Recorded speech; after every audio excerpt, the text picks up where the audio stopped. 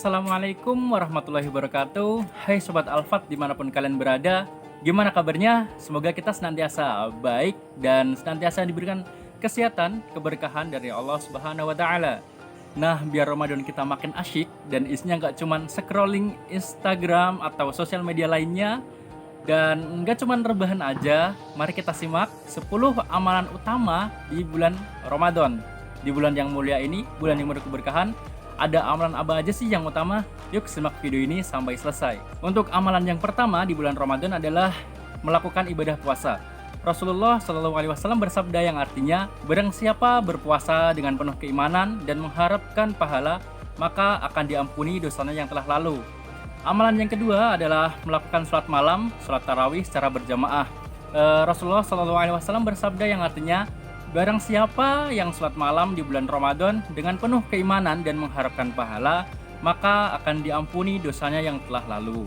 Kemudian untuk amalan yang ketiga adalah memperbanyak infak, memperbanyak kedermawanan seperti membantu fakir miskin, membantu orang yang membutuhkan, memberi makan orang yang berpuasa, dan lain-lain.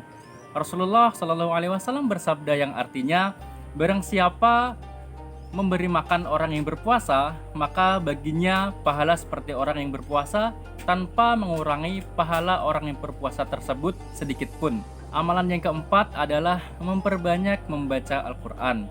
Bulan Ramadan adalah bulan Al-Quran, bulan di mana Al-Quran diturunkan sebagaimana firman Allah Subhanahu wa Ta'ala yang artinya, bulan Ramadan adalah bulan yang di dalamnya diturunkan Al-Quran sebagai petunjuk bagi manusia dan penjelasan-penjelasan mengenai petunjuk itu serta pembeda antara yang hak dan yang batil.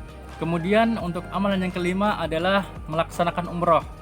Rasulullah Shallallahu Alaihi Wasallam bersabda yang artinya, umroh pada bulan Ramadan pahalanya sama dengan melakukan haji.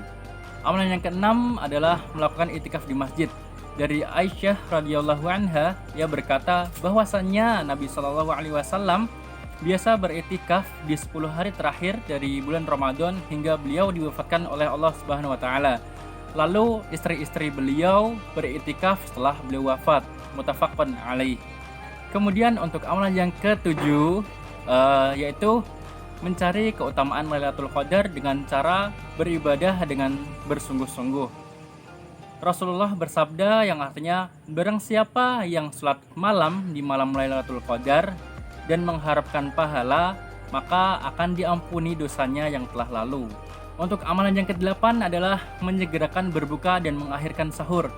Rasulullah Shallallahu Alaihi Wasallam bersabda yang artinya, senantiasa manusia dalam keadaan baik selama mereka menyegerakan berbuka. Kemudian Rasulullah Shallallahu Alaihi Wasallam bersabda, lakukanlah santap sahur karena di dalam sahur terdapat keberkahan. Kemudian untuk amalan utama di bulan Ramadan yang ke-9 yaitu memperbanyak berdoa, berzikir, dan beristighfar. Rasulullah Shallallahu Alaihi Wasallam bersabda yang artinya, sesungguhnya orang yang berbuka puasa ketika ia berbuka ia berdoa, maka doanya tidak akan ditolak.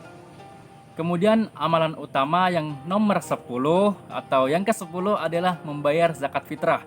Dari Ibnu Abbas radhiyallahu anhuma, beliau berkata, Rasulullah mewajibkan zakat fitrah untuk mensucikan orang-orang yang berpuasa dari kesia-siaan dan kata-kata keji, dan juga untuk memberi makan fakir miskin.